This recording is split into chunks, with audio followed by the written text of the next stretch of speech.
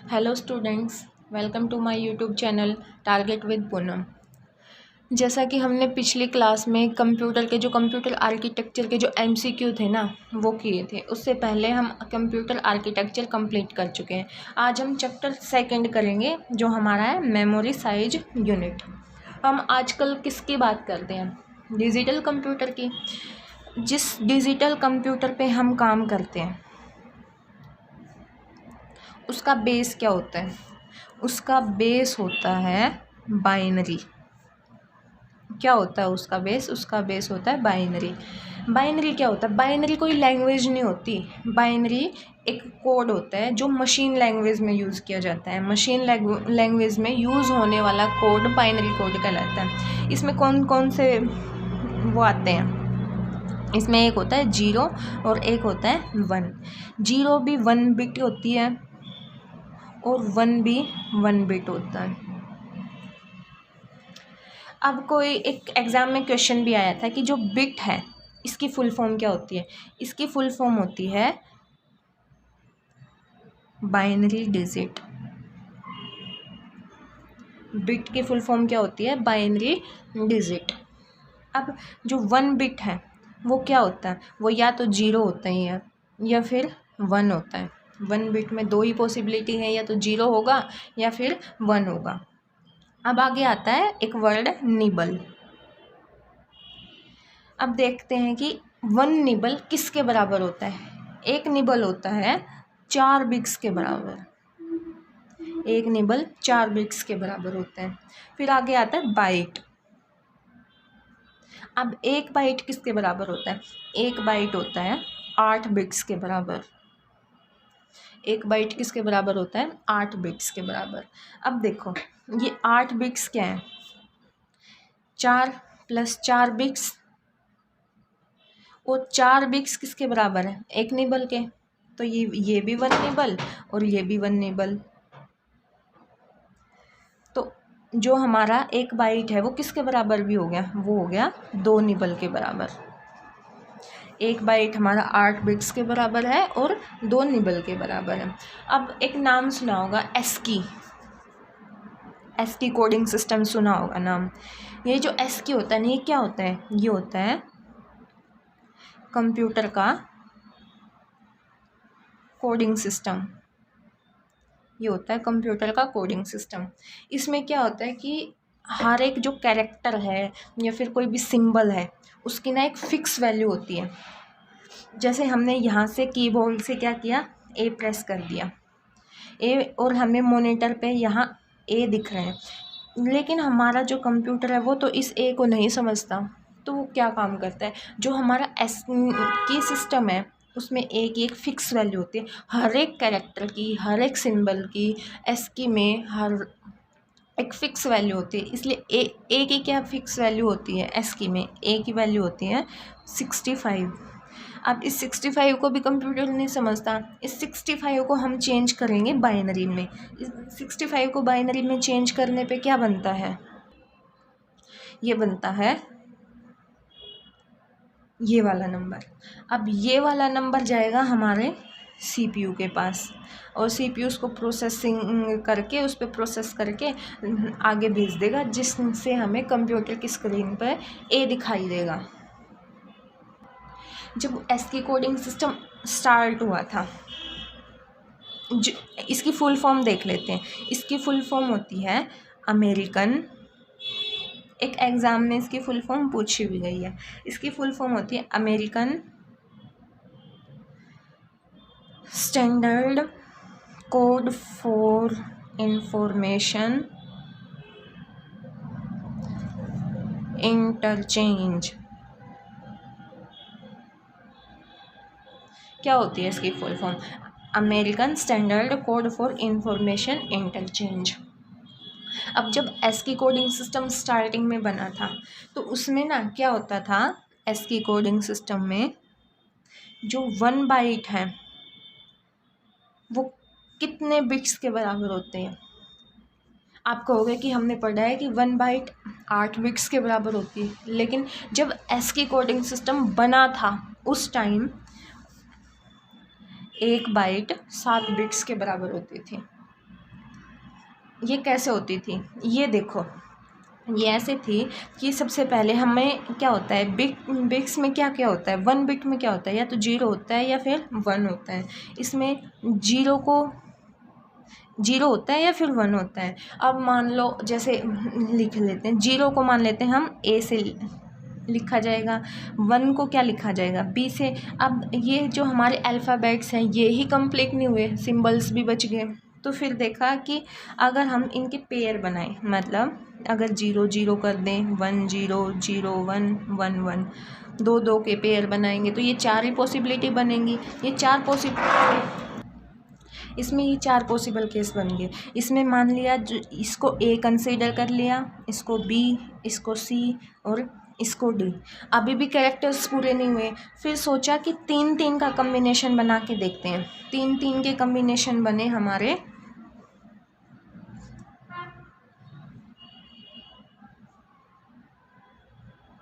8 combination बनेंगे।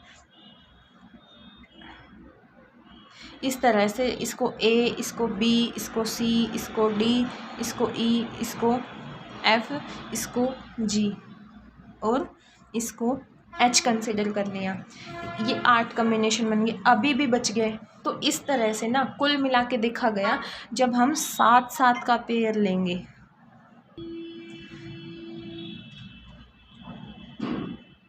कितने कितने का पेयर लेंगे, 7 7 का। देखो 1 2 3 4 5 6 7, ऐसे ही इस तरह जब बनाएंगे तो लास्ट में क्या आएगा, 7 बार 1 2 3 4 5 6 7। इसको मान लिया A कंसिडर किया, इसको फिर ऐसे ही चलते चलते जब तक फिर स्मॉल भी आ जाएंगे, इसमें कैपिटल हो गए, स्मॉल हो गए, इसमें सिंबल्स भी आ जाएंगे। तो इसमें देखा हमने कि कितने वे हुए थे, इसमें हुए थे 2⁻1। कितनी पॉसिबिलिटी थी, 2 पॉसिबिलिटी थी। इसमें कितनी पॉसिबिलिटी है, 2⁻, में क्या करना होता है कि कितने कितने का पेयर बनाया, कितने का पेयर बनाया, यहाँ पे 2 2 के पेयर बनाए, तो हो गया 4 पॉसिबिलिटी। इसमें 2 2 के कितने पेयर बने, सॉरी कितने कितने का पेयर बना रखा है इसमें, 1 2 3 3 3 के पेयर हैं, तो 2⁻3। इसमें कितनी पॉसिबिलिटी बन गई, 1 2 3 4 5 6 7 8। देखो 8 बन गई ना। तो इसी तरह इसमें कितनी पॉसिबिलिटी हो जाएंगी, इसमें कितने कैरेक्टर्स बन जाएंगे, इसमें बन जाएंगे 2⁻7 इज इक्वल टू 128। इसमें 128 कैरेक्टर्स बनेंगे।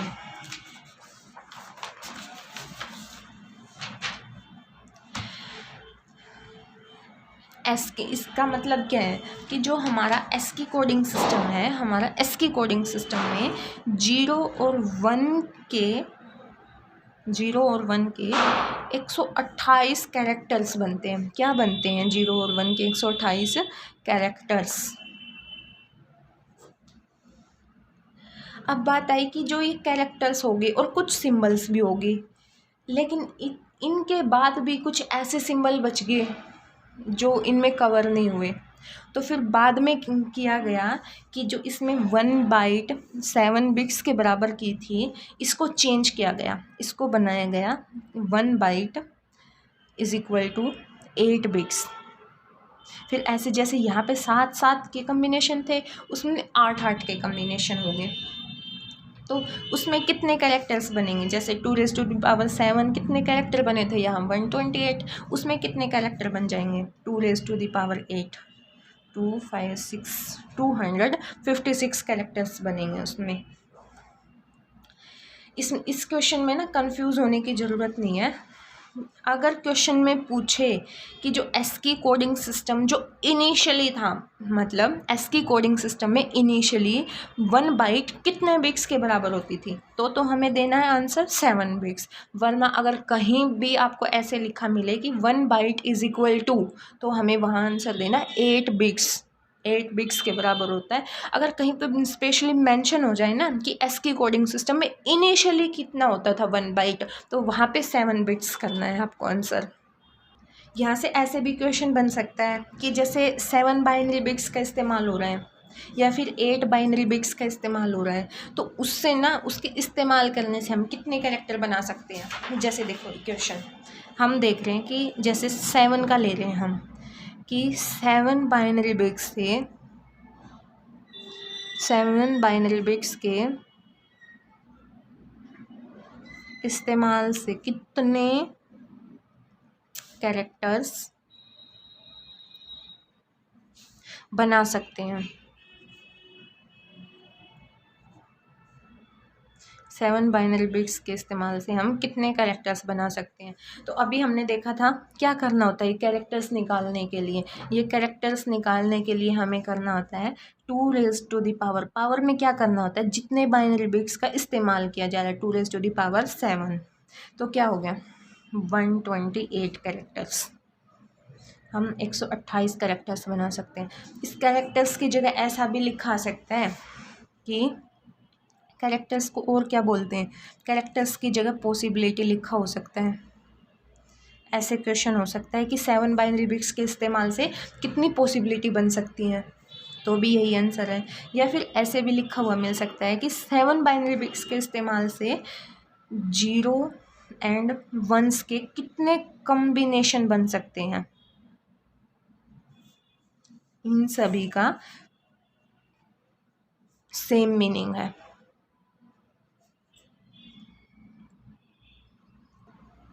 अब देख लेते हैं कि जो हमारा ASCII कोडिंग सिस्टम है उसमें किसकी वैल्यू, कौन से कैरेक्टर की वैल्यू क्या फिक्स की गई है, ये देखेंगे हम। क्या देखेंगे कि जो ASCII कोडिंग सिस्टम है उसमें ASCII कोड्स में हमारे जो कैरेक्टर्स हैं उसमें हमारे A की वैल्यू दी गई है 65 और ऐसे ही B की 66, C की 67, इसी तरह से Z की वैल्यू है 90। फिर स्मॉल a को कौन सा नंबर अलॉट किया गया है, स्मॉल a को दिया गया है 97। फिर ऐसे ही आगे चलेंगे, स्मॉल b को 98, स्मॉल c को 99 और आगे जाके स्मॉल z को क्या दिया गया है 122। और जो हमारी ज़ीरो होती है, क्या होती है हमारी ज़ीरो, उसको क्या नंबर दिया गया है ASCII कोडिंग सिस्टम में, उसको दिया गया है 48। और जो हमारा ऐसे ही फिर 1 को 49, 2 को 50, ऐसे ही चलते चलते 9 को क्या दिया गया है, 9 को दिया गया है 57, 9 को 57 दिया गया है। अब जो हमारी सबसे इम्पोर्टेंट है जिसमें से क्वेश्चन आते हैं वो वाली टेबल देखते हैं। हम बाइनरी डिजिट्स की बात कर रहे हैं, उसमें हम देखते हैं कि जो हमारा 1 बिट था वो किसकी फॉर्म में रिप्रेजेंट होता है, वो होता है 0 की फॉर्म में या फिर 1 की फॉर्म में। फिर कि इसके बाद आता है निबल। एक निबल किसके बराबर होता है, हमने थोड़ी देर पहले देखा था, एक निबल होता है 4 बिट्स के बराबर, 4 बिट्स। एक बाइट किसके बराबर होता है, एक बाइट होता है 8 बिट्स और ये किसके भी बराबर होता है 2 निबल। क्वेश्चन ऐसे भी घुमा के पूछा जा सकता है कि जो हमारा एक निबल होता है ना वो कितने बाइट्स के बराबर होता है, वो 1.5 हमारे हाफ बाइट्स के बराबर होता है। क्वेश्चन कैसे भी दे सकता है, हमें बस अपनी कॉमन सेंस यूज़ करनी है वहाँ पे।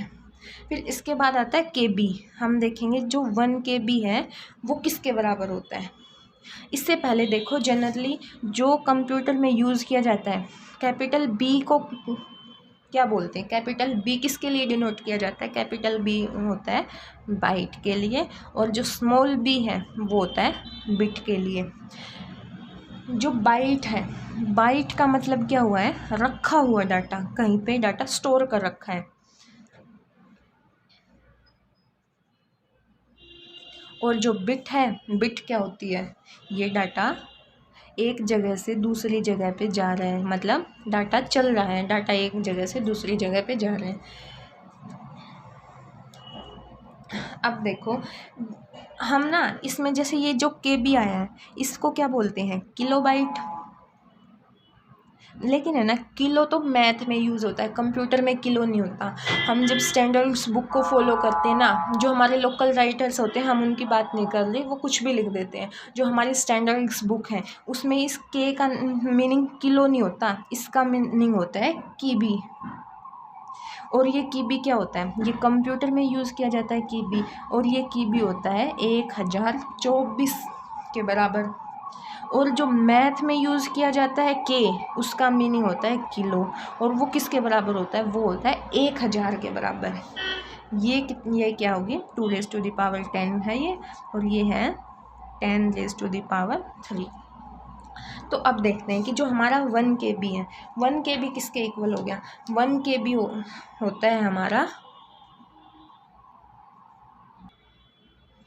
1 KB होता है हमारा 1024 बाइट के बराबर। अब देखो 1024 को क्या लिख सकते हैं हम, 2⁻10। तो 1 KB हमारा किसके बराबर हो गया, 2⁻10 बाइट्स के बराबर। अब हम अप्रोक्सीमेटली, अगर कहीं ऑप्शन में मिले ही ना, 1024 ना मिले, 1000 दे रखा हो, 1200 हो, 1100 हो, तो हम उसमें क्या करेंगे, ऐसा तो होगा नहीं हम क्वेश्चन को छोड़ के आ जाएंगे। उसमें होगा कि जो इसकी अप्रोक्सीमेट वैल्यू, ये जो हम किलो बोलते हैं ना, किलो क्या होती है 10⁻3, तो इसको 1000 बाइट भी बोल दिया जाता है। अब इसके बाद आता है 1 MB। 1 MB किसके बराबर होता है, 1 MB होता है हमारा 1024 KB के बराबर। अब 1024 KB के बराबर होता है, 1024 तो ये हो गया, देखो 1024 KB के बराबर होता है। अब KB किसके बराबर होता है, 1024 बाइट के बराबर होता है। तो ये कितना हो गया, 2⁻10 मल्टीप्लाई 2⁻10, इतने बाइट के बराबर हो गया 1 MB। तो 1 MB is equal to 2⁻20 byte. 1 MB is equal to 2⁻20 byte.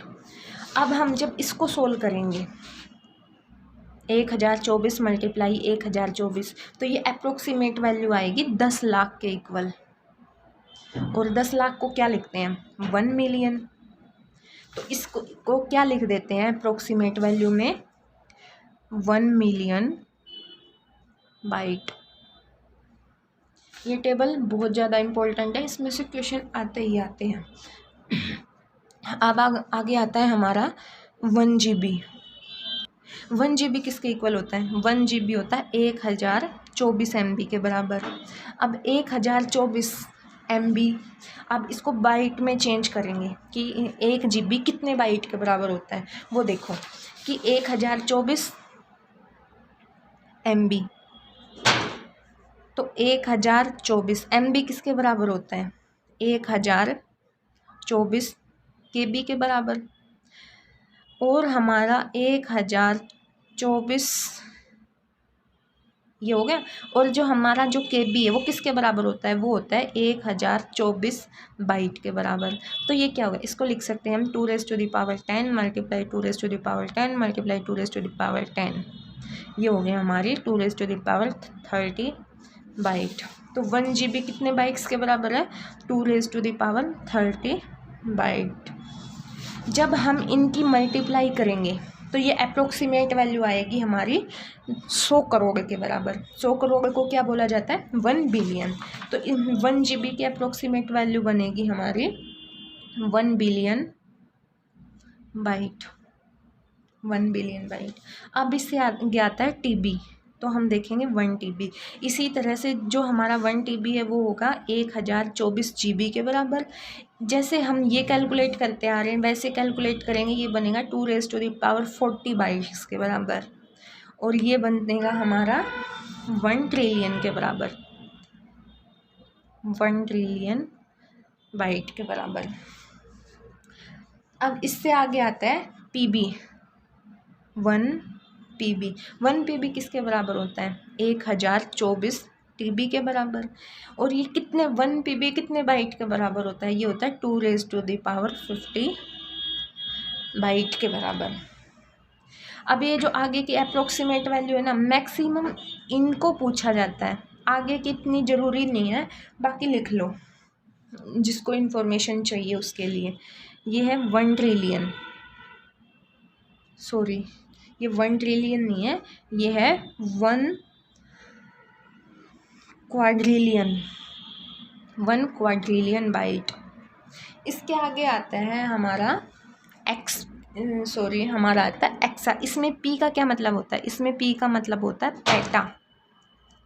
अब इससे आगे हमारी ईबी, 1 ईबी। इसमें ई का मतलब है एक्सा। इसका ये किसके इक्वल होती है? ये होती है हमारी 1024 पीबी के बराबर। और कितने बाइट के बराबर बनेगी हमारे? 2⁻60 बाइट, 2⁻60 बाइट के बराबर बनेगी। इससे आगे आता है हमारा ZB। हमें देखेंगे कि 1 ZB किसके बराबर होता है। इसमें Z का मतलब होता है जेटा बाइट। हमारी 1 जेटा बाइट किसके बराबर होगी? ये होगी हमारी 1024 EB के बराबर। और ये किसके बराबर होगी? 2⁻70 बाइट के बराबर। इससे आगे आता है 1 YB। इसमें YB का मतलब क्या है? Yottabyte. Y मतलब योटा। 1 YB देखेंगे, ये होता है हमारा 1024 ZB। और कितने बाइट के बराबर बनेगा? 2⁻80 बाइट के बराबर बनेगा। दोबारा देख लो, 1 बिट 1 और 0 की फॉर्म में लिखा जाता है। 1 निबल 4 बाइट्स के बराबर, 1 बाइट 8 बिट्स के बराबर। 1 KB 2⁻10 बाइट और 1024 बाइट के बराबर। 1 MB किसके बराबर होता है? 1024 KB। 1 GB 1024 MB के बराबर। 1 TB 1024 GB के बराबर। 1 PB 1024 TB के बराबर। 1 EB 1024 PB के बराबर। 1 ZB 1024 EB के बराबर।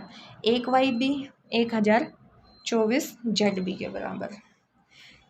ये सीक्वेंस अच्छे से देख लेना, क्योंकि इसमें अल्फ़ाबेट्स तो हैं जो हमारे ABCD होती हैं वो हैं, लेकिन वो एक एग्जैक्ट ऑर्डर में नहीं है। इसलिए इस जो हमारा ऑर्डर है इसमें KB MB GB TB PB EB ZB YB, ये अच्छे से ध्यान में रखना। अब एक नाम सुना होगा, फ्लॉप्स क्या होता है? कि जो भारत का सबसे तेज़ चलने वाला सुपर कंप्यूटर है ना, कौन सा है भारत का तेज़ चलने वाला हमारा सुपर कंप्यूटर? भारत का सबसे तेज़ चलने वाला सुपर कंप्यूटर है प्रत्यूष। कौन सा है हमारा? प्रत्यूष। इसकी जो स्पीड होती है वो स्पीड कितनी होती है? उसकी स्पीड होती है 6.8 पी फ्लॉप्स। ये पी फ्लॉप्स क्या होता है? इसमें पी का मतलब होता है पेटा। ये पेटा हमने देखा था अभी, क्या होता था पेटा का मतलब? 2⁻50 बाइट, 2⁻50 बाइट पर सेकेंड। और फ्लॉप्स क्या होता है? फ्लॉप्स होता है हमारा फ्लोटिंग पॉइंट्स ऑपरेशन पर सेकेंड। मतलब जो हमारा प्रत्यूष है सुपर कंप्यूटर, उसकी स्पीड कितनी है? 6.8 पेटा फ्लोटिंग पॉइंट्स ऑपरेशन पर सेकेंड। इतनी फास्ट स्पीड है इसकी। तो ये जो हमारी टेबल है ये बहुत ज़्यादा इम्पोर्टेंट है। हमारी जो कंप्यूटर की मेमोरी साइज यूनिट है उसमें इतना ही आता है हमारे एग्ज़ाम में, इससे ज़्यादा डीप एग्ज़ाम में नहीं पूछा जाता। इसके क्वेश्चन आप लोग देख लेना। ये तो है नहीं कि मैं ढूंढ के लाऊं, बस उसमें ऐसे क्वेश्चन मिलेंगे कि 1 MB किसके बराबर होता है, या फिर ASCII कोडिंग सिस्टम की फुल फॉर्म पूछ ली जाएगी, या फिर ये कैरेक्टर्स का क्वेश्चन बन जाएगा। इसमें से ज़्यादा क्वेश्चन नहीं बनते। इसलिए अब हम ना नेक्स्ट क्लास में हमारी नेक्स्ट यूनिट स्टार्ट करेंगे। अगर आपको मेरा कंटेंट अच्छा लगता है, हेल्पफुल लगता है, तो वीडियो को लाइक करें, चैनल को सब्सक्राइब करें और वीडियो को अपने फ्रेंड्स के साथ भी शेयर करें। आज के लिए बस इतना ही। धन्यवाद।